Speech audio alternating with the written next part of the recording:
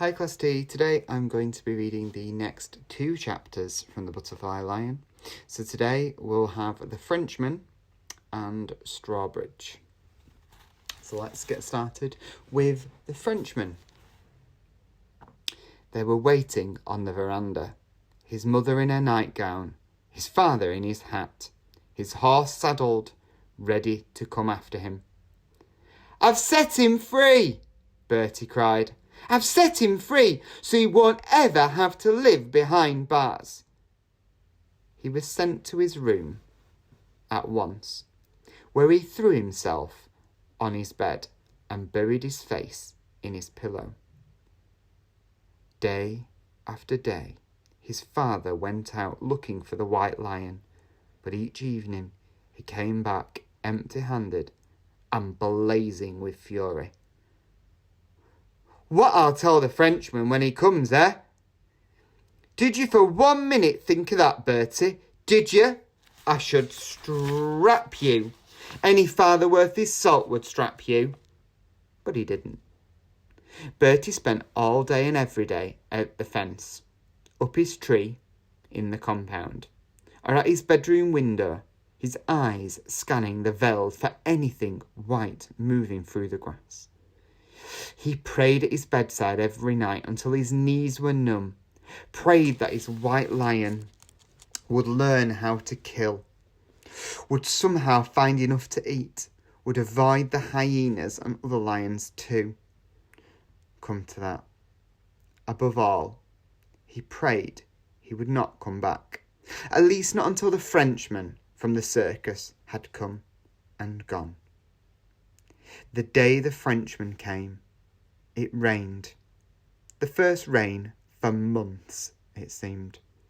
Bertie watched him as he stood there dripping on the veranda, his thumb hooked into his waistcoat pocket as Bertie's father broke the news that there was no white lion to collect, that he had escaped. That was the moment when Bertie's mother put her hand to her throat, cried out and pointed. The white lion was wandering through the opened compound gate, yowling pitifully. Bertie ran to him and fell on his knees and held him. The lion was soaked to the skin and trembling. He was panting with hunger and so thin that you could see his ribcage. They all helped to rub him down, and they looked on as he ate ravenously. "Incroyable, magnifique," said the Frenchman. "And white, just as you said. White like the snow and tame too. He will be the star of my circus. I shall call him Le Prince Blanc, the White Prince. He will have all he needs, all he wants. Fresh meat every day, fresh straw every night. I love my animals, you know. They're my family. And this lion of yours, he will be my favourite son. Have no fear, young man.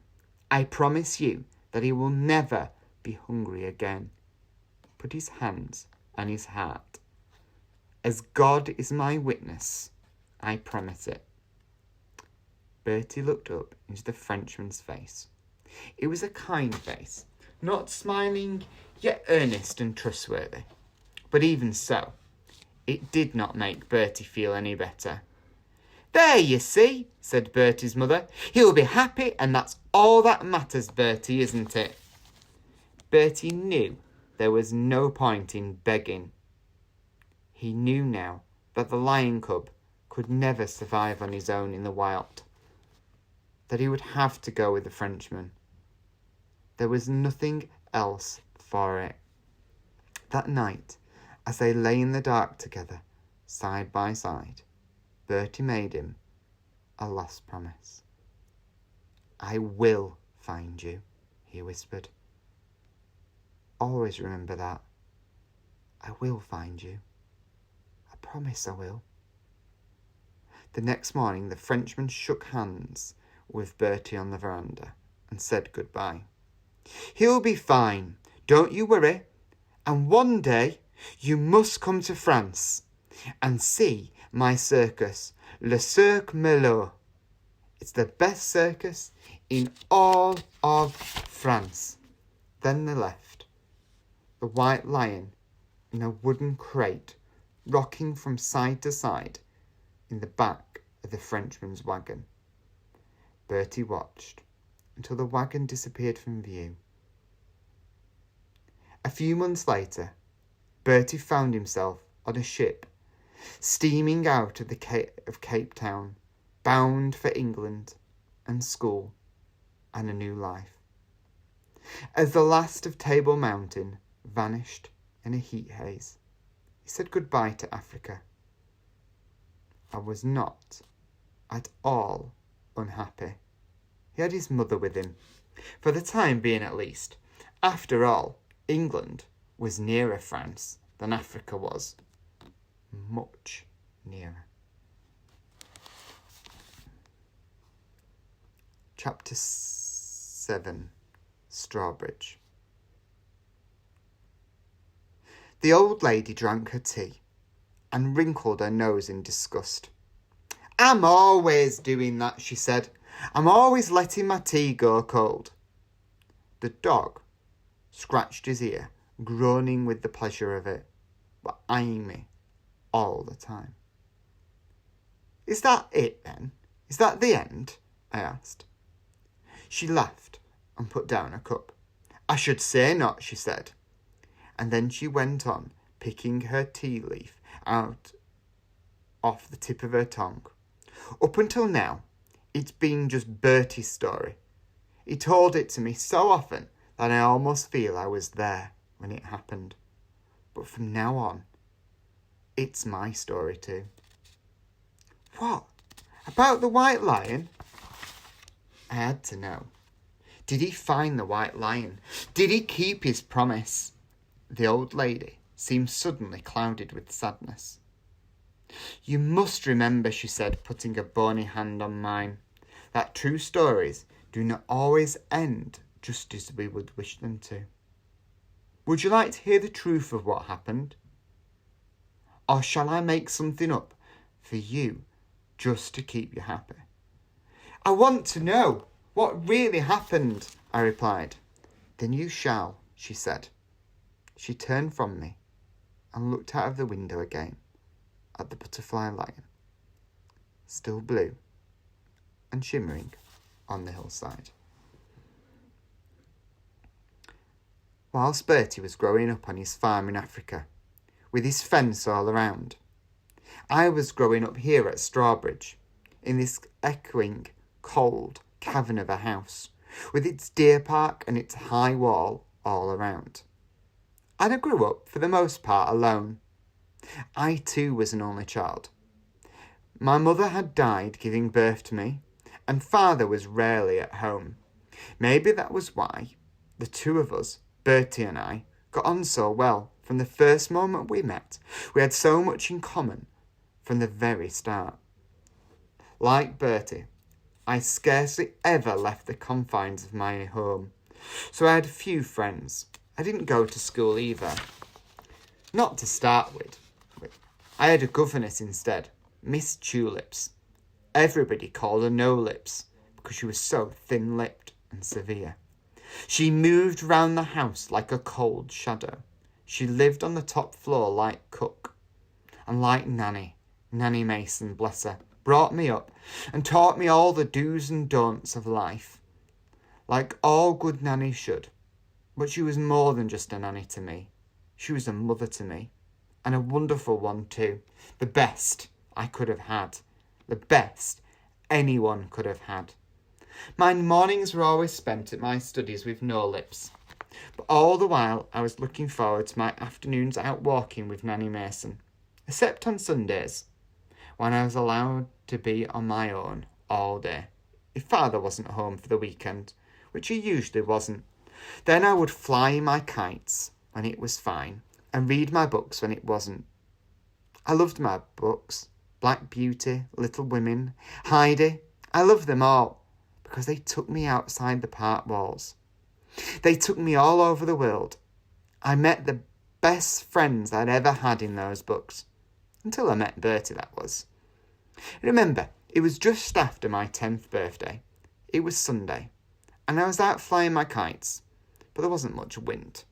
And no matter how hard I ran, I just couldn't get my best box kite to catch the wind and fly. I climbed all the way up Woodhill, looking for wind. And there at the top, I found it. At least enough to send my kite soaring. But then the wind gusted, and my kite swirled away crazily towards the trees. I couldn't haul it in time. It caught on a branch and stuck fast in a high elm tree in amongst the rookery.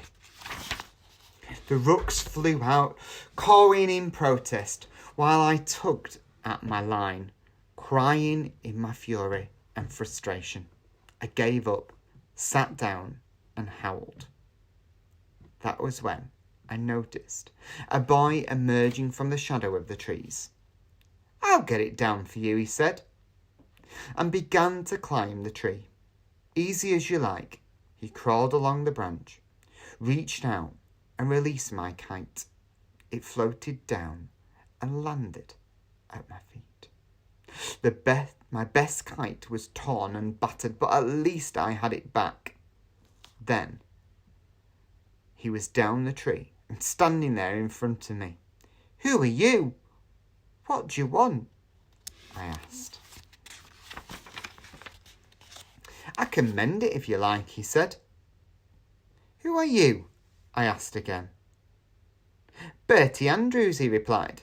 He was wearing a grey school uniform, and one I recognised at once. From the Lion Gateway, I'd often watched them on their walks 2 by 2, blue school caps, blue socks. "You're from that school up the road, aren't you?" I said. "You won't tell on me, will you?" His eyes were wide with sudden alarm. I saw then that his legs were scratched and bleeding. "Been in the wars, have you?" I said. "I've run away," he went on, "and I'm not going back, not ever." "Where are you going?" I asked him. He shook his head. "I don't know. In the holidays I live at my auntie's in Salisbury, but I don't like it there." "Haven't you got a proper home?" I said. "Of course I have," he replied. "Everyone has, but it's in Africa." The whole afternoon we sat together on Woodhill, and he told me all about Africa, about his farm, about his waterhole, about his white lion, and how he was somewhere in France now, in a circus, and how he couldn't bear to think about him. "But I'll find him," he said fiercely. "I'll find him somehow." To be honest, I wasn't sure how much I really believed all this about a white lion. I just didn't think lions could be white. "But the trouble is," he went on, "even when I do find him, I won't be able to take him home to Africa like I always wanted to." "Why not?" I asked. "Because my mother died." He looked down and pulled at the grass beside him. "She had malaria, but I think she really died of a broken heart." When he looked up, his eyes were swimming with tears. "How can you know?" "You can, you know. Then my father sold the farm and married someone else. I never want to go back. I never want to see him again. Never." I wanted to say how sorry I was about his mother, but I couldn't find the right words to say. "You really live here, dear?" he said. "In that big place?